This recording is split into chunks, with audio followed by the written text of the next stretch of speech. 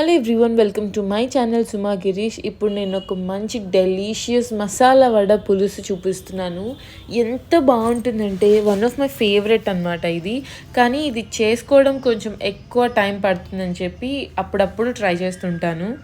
First పచ్చిశనగపప్పు నానపెట్టుకోవాలి. నానపెట్టుకున్న తర్వాత ఒక మిక్సీ జార్లో తెల్లగడ్డలు, అల్లం ముక్కలు, పచ్చిమిర్చి ముక్కలు యాడ్ చేసుకొని ముందుగా నానపెట్టుకున్న పచ్చిశనగపప్పు కూడా వేసుకొని కచ్చా పచ్చాగా మిక్సీ పట్టుకోవాలి. మరీ మెత్తగా మిక్సీ పట్టుకుంటే టేస్ట్ అంత బాగోదు. ఇవి కొంచెం క్రిస్పీగా ఉంటేనే బాగుంటుంది కాబట్టి కచ్చా పచ్చాగా మిక్సీ పట్టేసుకొని ఒక గిన్నెలోకి తీసుకున్న తర్వాత దాంట్లో ఆనియన్స్, కొత్తిమీర, కరివేపాకు యాడ్ చేసుకొని ఇలా చిన్న చిన్న వడలుగా చేసుకోవాలి.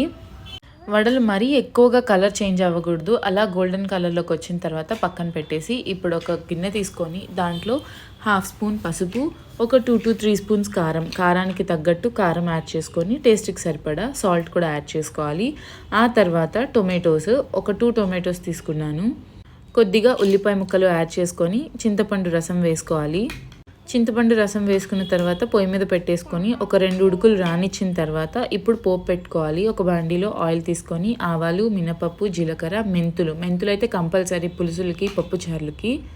అవి వేగిన తర్వాత ఆనియన్స్ యాడ్ చేసుకొని 2 రెమ్మలు కరివేపాకు వేసుకోవాలి. చిటపట్లాడి ఆనియన్స్ కొద్దిగా కలర్ చేంజ్ అవుతున్నప్పుడు పులుసులో వేసుకొని మీడియం ఫ్లేమ్లో ఒక 15 మినిట్స్ పెట్టామంటే పులుసు బాగా ఉడుకుతుంది. ఉడికిన తర్వాత వడలు యాడ్ చేయాలి. మనం ఎంత పులుసు పెట్టినా కూడా ఈ పులుసులో వడలు వేస్తాం కాబట్టి ఎక్కువ పీల్చేస్తుంది. మీలో ఎంతమందికి మసాలా వడ పులుసు తెలుసు? దీన్ని ఇంకొక రకంగా కూడా చేస్తారంట. వీటిని చిన్న చిన్న బాల్స్లా చేసేసి పులుసు ఉడికేటప్పుడు వేస్తారంట. కానీ నాకు అలా పచ్చిగా ఉంటే నచ్చదు అని ఇలా వేపుకొని వడల్లా చేసుకొని వేశాను. యమ్మీ మసాలా వడ పులుసు అయితే రెడీ అయిపోయింది. ఇదేమంత కొత్త రెసిపీ కాదు, మీ అందరికీ తెలిసిన రెసిపీయే కదా. మీరు కూడా ఇలానే చేస్తారా? వేడి అన్నంలోకి అలా మసాలా వడ పులుసు వేసుకొని వడతో మిక్స్ చేసుకొని తింటుంటే ఎంత బాగుంటుందో కదా. మీకు ఈ రెసిపీ నచ్చితే please do like, share and subscribe.